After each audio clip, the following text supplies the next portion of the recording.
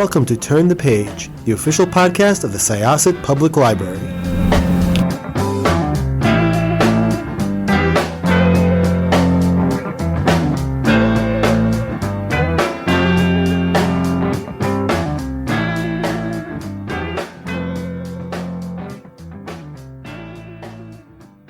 Hello, everyone. Welcome back to Turn the Page. I'm your host today, Jen, and today I am joined by a writer who has been here before, here to talk about her amazing debut, The Cloisters. It was one of my favorite books of that year, absolutely phenomenal, and I am so excited to talk today about her sophomore effort. So welcome back to the show. You're now an official friend of the show. If you're here twice, you're a friend. So could you please introduce yourself and your book, please? Yeah, of course. I'm Katy Hays, and I'm so excited to be joining you again, Jen. As I mentioned previously before we were recording, you said the most amazing thing about dark academia as a genre when you interviewed me last time, and that was that as a genre, the term was redundant because academia was already so dark. And I loved this kind of morsel of information, and I have used it always, of course, credited ever since. So I'm absolutely thrilled to be back talking to you today about saltwater. And I am, as you mentioned, the New York Times bestselling author of The Cloisters, which was a read with Jenna Pick in November of 2022. And my next novel, Saltwater, is out from Ballantine Random House in March of 2025. Oh, it is such a blast, so much fun. I was saying before we started recording, and it is, first off, I was just so happy about the response to the Cloisters. It was one of the very first interviews that I had done of my own volition that I went out to pursue and got. And so I just felt this sort of like a loving aunt, watching their nibblings succeed. I'm like, ah, yes. So I'd love to hear about pivoting from the Cloisters to this project. It's very clear that you have some interests that appear again, like you really love writing about complex female friendships and really lush, evocative settings. What were the sort of new themes and challenges that were presented by Saltwater? I, as a writer, am always interested in the question of what we're capable of believing. And I think that that question encompasses a lot of different things. So it can encompass, how reasonable people can get talked into believing con men or cult leaders. It can encompass whether or not tarot cards actually tell the future in a meaningful way. But it's also fundamentally for me about questioning whether or not our vision and what we see around us is actually reflective of the truth. And I find that that's a really fascinating question when it comes to an island like Capri, where there are such dramatic performances of wealth everywhere on the island.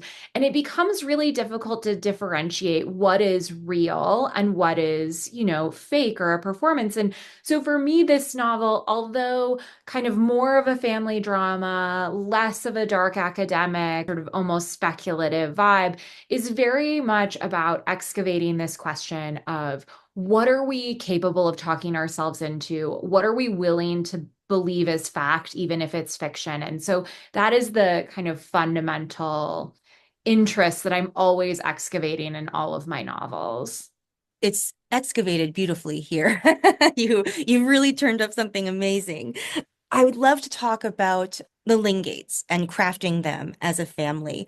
They all feel so real, both as individuals and as a collective with a sort of like a shared and perhaps not so shared history and identity.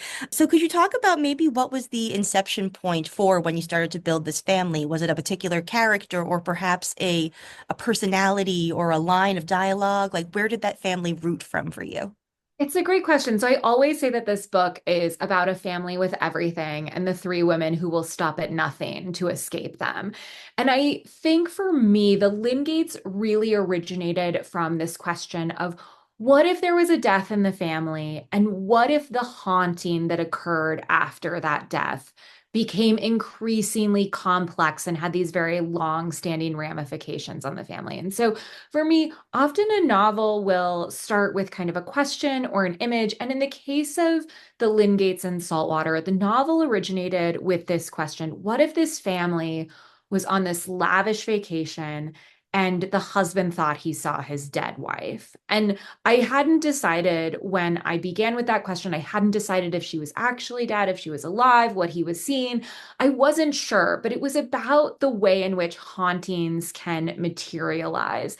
And so I started to build the family out from there. And I thought, okay, so it's going to be a wife, so I have to have her widowed husband. They would have a child. There would be a larger family because I do think one of the things that's really fascinating to me, I mentioned at the beginning of the show that I'm interested in how people can get talked in, reasonable people can get talked into joining cults. And I think families are the cults that we don't get to leave and we don't get a choice in. And so I was really interested in creating a family that had a cult-like vibe, this kind of, everyone has to fall in line, everybody has to pursue the same public-facing image. And that's really how I started to build out the characters.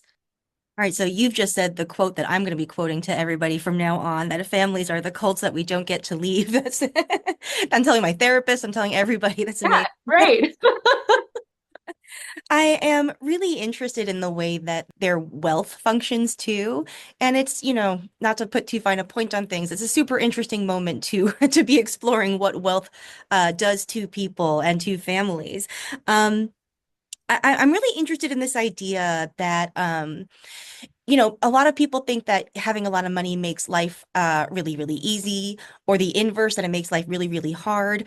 But you sort of explore this idea that like something closer to the truth is that like just sort of like reality warps around money and an extreme, extreme, hoarding of money. So can you talk about the way that you portray not just the wealthy here, but the old rich, people who are used to having money and for whom it's part of their identity in a real way? I am fascinated by money. And I don't think I, as an American, am alone in this. I think in America, I said that this book is a lot about a haunting. And I think in America, I mean, we see this right now. We are so collectively haunted by the idea of success. And often that's materially manifested in money. And I am fascinated by the way in which this kind of collective dream we have about the American, achieving the American dream is this living nightmare that haunts us every day of our lives. I think, obviously, like you said, this is a moment where we're experiencing it really acutely. But I also think for me, the idea of money, particularly as it functions within the Lingate family, is about kind of reinforcing control, which is something that a lot of shows reinforce, right? On the first season of White Lotus, you have the mother showing up on the honeymoon because she's paid for the suite. You have, Succession, which is like a lightly fictionalized drama of the Murdoch family. I mean, we see the way in which, especially generationally, money is used as a cudgel. And so I was really interested in that. But I also think that money can be used to kind of paper over the cracks in a lot of ways. And I sort of bristle at the description of this book as rich people behaving badly, because if you've read the book to the end, you know that that isn't actually an accurate description of what's going on in the novel. But I think that we love to kind of see rich people get their comeuppance. But for me, I was so interested in investigating what lengths you will go to survive in America today, and how much the potential loss of money might be something that you're willing to kill for or make decisions for that you didn't think you would be willing to do. And I think they're always intertwined, the kind of concept of finances and the kind of public facing performance of wealth in America. And I find it interesting too, because of course we're in this moment of like quiet luxury kind of. We've got Mark Zuckerberg on Meta, earnings calls wearing like a black t-shirt. He's like, I'm a man of the people. I think it's a really fascinating moment. And I think we are collectively just haunted by and obsessed with the idea of money. So, I Mm. mean, yeah, it's a huge site of investigation for me as a writer. Yeah. Yeah, it's really fascinating to me that there's something really interesting going on with the display of wealth and the setting of Capri. Because there's something that is so it is exclusive and it's sort of hidden away and not like super easy to get to. But there's also like a huge performance aspect once you are there of performing your wealth and making sure that you are seen in the right places and interacting with the right people. So I guess that's a great segue into my question about your setting. You are so good at bringing like a real setting to life. Like the cloisters was brought to life so evocatively, and Capri is gorgeous here. I was there once as a 13-year-old for like one day. And it always has this sort of like fairy tale quality, like in my memory. So yeah, have you been there? And how did that shape your depiction? Yeah, for me, I always pick a setting because I want it to reflect in some way the themes I'm working on in the book. And I also think for me as a writer, I really think suspense fiction is the act of telling a ghost story around a campfire. And I think that if you hear a ghost story the next day in like grocery store parking lot, you don't believe it at all. It's not scary in any way whatsoever. But if you're out camping with friends and it's dark and you're kind of sitting in the woods and you're telling each other these stories, it can be absolutely terrifying and can rob you of an entire night's sleep. And so I always feel like as a writer, my job is to stoke the campfire. In suspense fiction, you have to build this campfire and make it feel creepy. And I feel like the setting for me is a really important way to do that. And I like my setting to have these aspects that can reflect the themes I'm working through in interesting ways too. So I chose Capri because I have been there. I made my husband drive us once. 8 hours in August Italian vacation traffic down the Italian peninsula so we could take a boat to Capri for a couple of days for research for this book. And the funny thing is, it's not even my scene at all. I mean, I live in the mountains. I'm such a cold weather person. I mean, it was so unbearably hot. The entire island's like falling down around you the entire time you're there. All the plants are kind of dripping detritus and kind of old materials that will then mold on the ground. And there's people every day trying to sweep up all of this material to make it look clean and beautiful. And I just was so fascinated by a couple of the dualities that the island has. I mean, one is this kind of public private dialectic that happens there. Oh my God, I'm such an academic. I'm so sorry. I just used the word dialectic. Love it. Just yeah, my recovering academic soul just So sighed. sorry. I'm Great. sorry, listeners. This kind of duality between like, public and private is really fascinating to me because, all of the streets are pedestrian in kind of the center of Capri. And you walk past these huge stone walls behind which are nestled these incredibly luxurious villas. And so there is this very public life. Everybody walks through the piazzetta to kind of show off. Everyone gets cocktails in public places.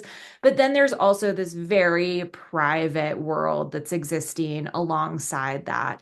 I also was fascinated by the fact the island is breathtakingly beautiful, has incredible light, but then is also constantly, molding over, falling into disrepair. All the vegetation is kind of rotting in place. And I think that was something that I found really fascinating. And so for me, the island felt like this perfect fit for the book itself. And I love a book that takes you somewhere fun. I mean, reading a book is like 6 to 12 hours of commitment depending on the length. So, you want to be someplace fun while you're there. Oh, absolutely. Yeah, and you really use the island to your advantage because it isn't just set dressing, but its features play into how the plot unfolds. And it's a really beautiful use of space and just, oh gosh, it's really gorgeous. Let's talk a little bit about Helen Lingate and Lorna Moreno. I'm fascinated by both of them as individuals and their relationship. It's it's intense and it's complex, but it is like very also earnest and real too.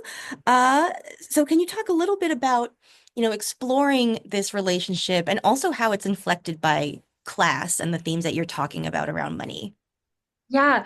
I think for me, it's interesting. I always knew that I wanted the entire story to be told majority from female perspectives because I so often think in families like this, and specifically in the Lingate family, there's the idea of the prodigal son.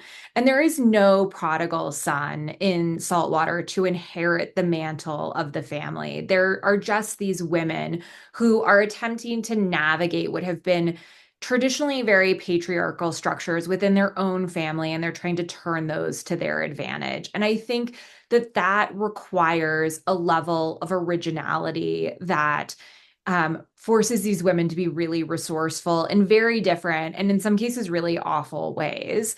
So for me, I really wanted to have both an insider perspective in the family and an outsider perspective. A lot of kind of rich people behaving badly novels are about, a young woman marrying into a rich family, how she, navigates and negotiates that. And I did want an outsider character, but I wanted her to be a character that was not trying to join the family and was potentially trying to, you know, get something out of her situation from the family. And I wanted that to be a model for Helen. This book is really hard. I have to say, this book is really hard to talk about without spoiling anything. Yeah. So I feel like I'm being very vague, but I'm also trying to avoid big spoilers.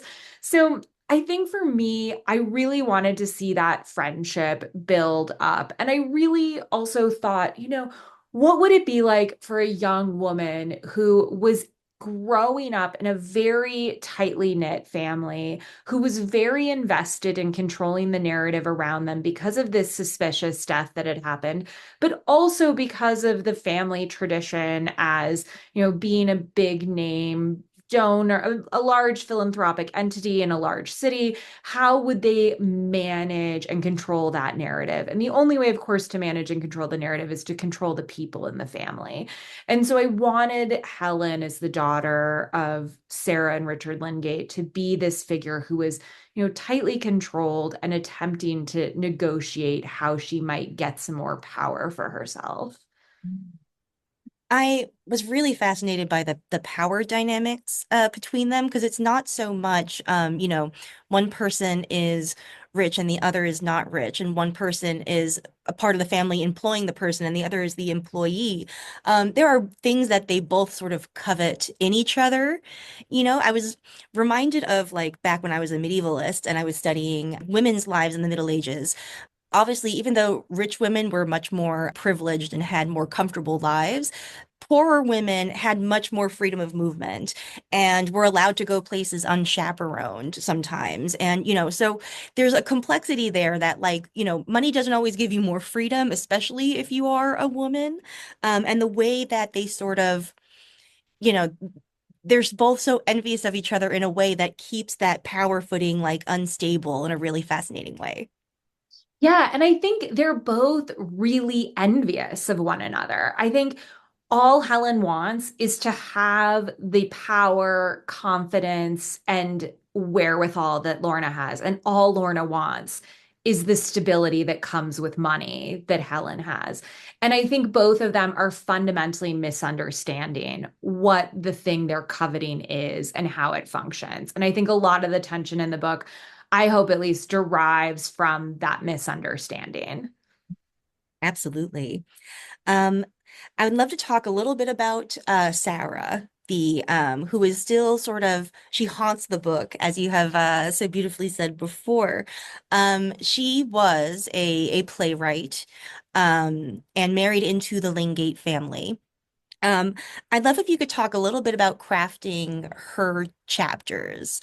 Um, there's one in particular question. It's half serious, half flippant, but there was one line from her that I really loved where she's talking about how she loves watching conversations in these places because she gets to engage in, quote, the petty theft of humanity for her artwork.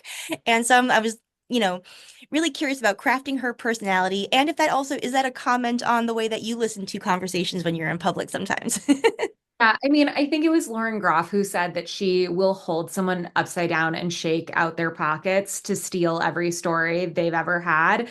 And I think all writers feel that way, that we're always engaged in the process of kind of stealing from the real world around us. Of course, fictionalized, but stolen nevertheless. And I think, for me, creating Sarah, I really wanted a character that initially doesn't care about the money, but then finds herself weirdly seduced and almost trapped by the ease and comfort of it. So when she meets her husband, Richard Lingate, she's a playwright in New York. He's kind of, like a New York dilettante. We all know people like this. They're creative. They kind of have a job. Maybe they don't have a job. They also somehow have a family brownstone. Like, it's we all know these kinds of people in the world. And so she falls in love with him. I mean, genuinely falls in love with him, not for the money, but because he's fun and he's engaging and he's culturally interesting in a way she finds really stimulating. And then over time, she finds herself becoming accustomed to the comfort that has been provided by all that he has. And this is something that's really hard for her to admit. And I think she often doesn't fully admit it. She realizes how trapped she is in this relationship. It's kind of like all of the exits are closed and she has no options left available to her. And this is something, that I have seen even on a smaller scale with my friends who are going through smaller divorces, how much how much is complicated by any kind of money in a divorce, and how much is complicated by the fact that they're incredibly complicated. I'm saying complicated a lot. They're really hard to disentangle, marriages are. I mean, it's years of your life you spend with somebody. And so I wanted to think about what it would be like for someone like that to think through the process of staying with the family, leaving the family, what's offered to her, what are the compromises she's willing to make to pursue her art, to continue to survive, to provide for her child. And I think that the answers in some ways surprise Sarah because she always thinks that she would be the kind of woman who would just walk out the door and it would be no big deal. But in reality, the experience is very different than how she's imagined it in the past. Absolutely. She's one of three women, as you said before, whose perspectives that we encounter the story through. Um, whose voice was the easiest to access, and then its counterpart, whose was the most challenging? That's interesting. I write lots of drafts. So some of the Sarah chapters have been in the book for many, many, many drafts. A lot of the Helen chapters were ended up being the newest chapters in the book, and the Lorna chapters were the middle chapters. And I found all of them fairly accessible for me as a writer.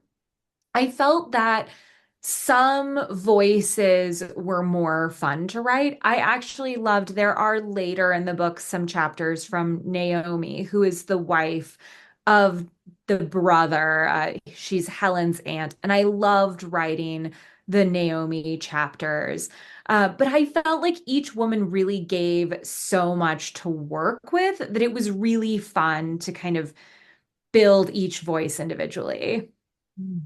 I totally miscounted because Naomi was like a really lovely perspective as well.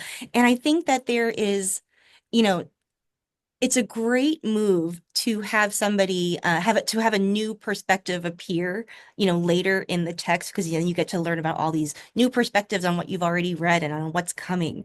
Um, Gosh, yeah, I'm really interested in this idea of sort of how